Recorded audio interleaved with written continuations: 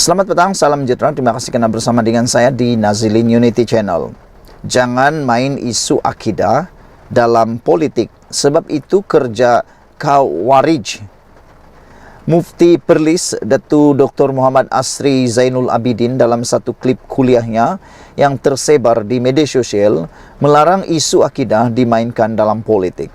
Menurutnya, gejala itu amat berbahaya seperti yang berlaku dalam sejarah kemunculan Khawarij yang berpolitik menggunakan nama agama dengan mengkafirkan atau menganggap sebagai musuh Islam pihak yang tidak menyokong mereka. Jelasnya, alasan puak Khawarij kononnya hendak menegakkan hukum Islam mengikut tafsiran mereka. Akibatnya, Dr. Asri yang juga dikenali sebagai Dr. Mazza itu berkata, sepanjang sejarah puak Khawarij telah berperang sesama Muslim. Jangan main isu akidah dalam politik, ini bahaya. Khawarij dia main politik antara Ali dan Muawiyah. Khawarij tak puas hati dengan Ali dan Muawiyah. Apa slogan Khawarij? Tidak ada hukum melainkan Allah. Sesiapa yang tidak berhukum dengan Allah, maka dia orang kafir. Mereka telah kafirkan Ali, Uthman, Muawiyah kerana bagi mereka tidak menjalankan hukum Allah menurut takrifan mereka. Mereka ambil ayat Al-Quran yang diturunkan kepada kufar, turunkan kepada orang mukminin, katanya.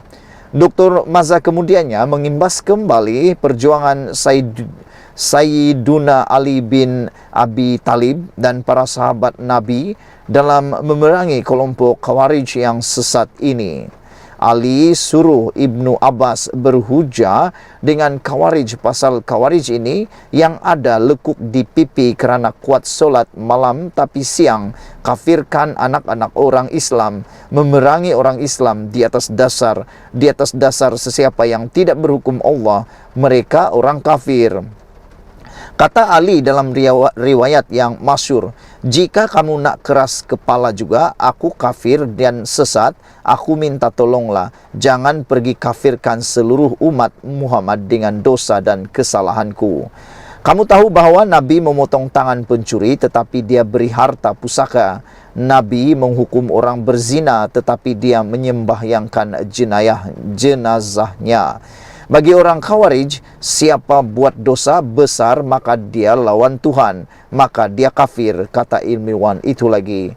Peringatan Dr. Mazza itu tersebar ketika banyak pihak gusar dengan kenyataan melampau batas PAS yang menyamakan pendekatan pemerintahan kerajaan perpaduan madani seperti pendekatan golongan munafik.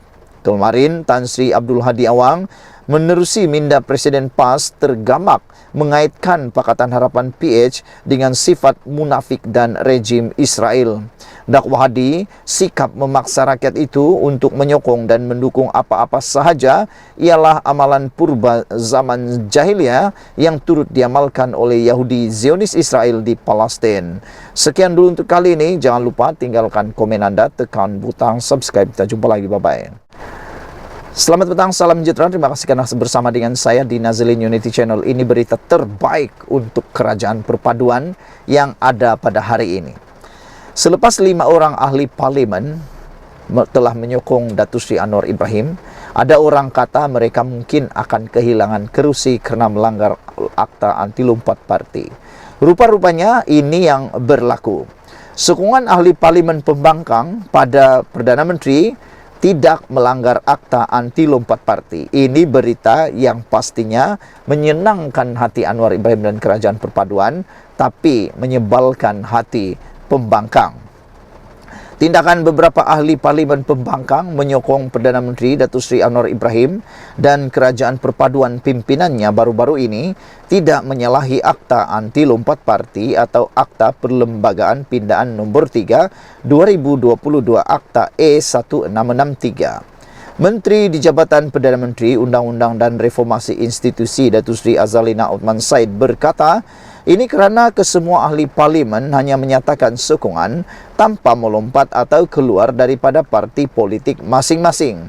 Akta anti lompat parti itu bermaksud betul-betul lompat parti. Kalau kita baca perbahasan untuk mewujudkan akta anti lompat parti ini pada sesi-sesi lepas, penekanan lebih kepada meninggalkan parti yang dia bertanding atas tiket parti tersebut. Tetapi hari ini mereka menyatakan bahwa mereka tidak meninggalkan parti, hanya memberi sokongan. Jadi apa yang kita lihat di sini ialah dia bukan lompat parti keluar parti. Dia memberi sokongan dan kerajaan sudah dibentuk. Katanya ketika menjadi tetamu program Suara Anak Madani yang turut menampilkan Menteri Komunikasi dan Digital Fahmi Fadzil semalam. Bagaimanapun, Azalina yang juga Ketua Penerangan UMNO berkata, parti masih berhak mengambil sebarang tindakan akibat pelanggaran disiplin kerana ia tertakluk kepada keputusan parti masing-masing. Mengulas lanjut, dia berkata bekas Menteri di Jabatan Perdana Menteri, Parlimen dan Undang-Undang, Tan Sri Dr. Wan Junaidi Tuanku Jaafar yang membawakan usul akta itu tahun lepas turut menjelaskan bahawa tindakan menyatakan sokongan kepada kerajaan tanpa melompat parti tidak melanggar pindaan perlembagaan yang berkenaan. Akta Perlembagaan Pindaan nombor 3 2022 yang mempunyai peruntukan melarang ahli Dewan Rakyat bertukar parti berkuat kuasa pada 5 Oktober 2022 selepas diluluskan Dewan Rakyat pada 28 Julai tahun yang sama. Azalina turut menafikan segala tuduhan yang dilemparkan oleh pembangkang, termasuk kerajaan telah memberikan sogokan kepada ahli parlimen terbabit sekaligus melanggar akta berkenaan. Ahli Parlimen Bukit Gantang, Datuk Syed Abu Hassan Hafiz Syed Abdul Fassal menyatakan bahawa menjadi wakil rakyat pembangkang terbaru dan kelima menyatakan sokongan kepada kepimpinan Datuk Seri Anwar Ibrahim. Sementara itu, Azalina meminta ahli Parlimen pembangkang memberikan teguran atau kritikan lebih matang di Dewan Rakyat dan bukan hanya yang berkonsepkan kebencian atau ekstremis.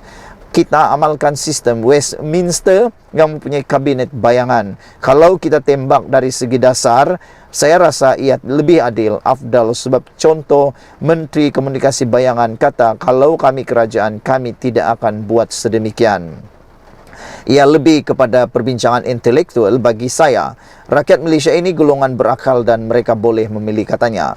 Suara Anak Madani adalah program bual bicara yang menampilkan setiausaha politik kanan Perdana Menteri itu, Datuk Seri Samsul Iskandar Muhammad Akin sebagai moderator serta tetamu-tetamu kejemputan dengan gaya lebih santai bagi membincangkan dasar atau isu hangat.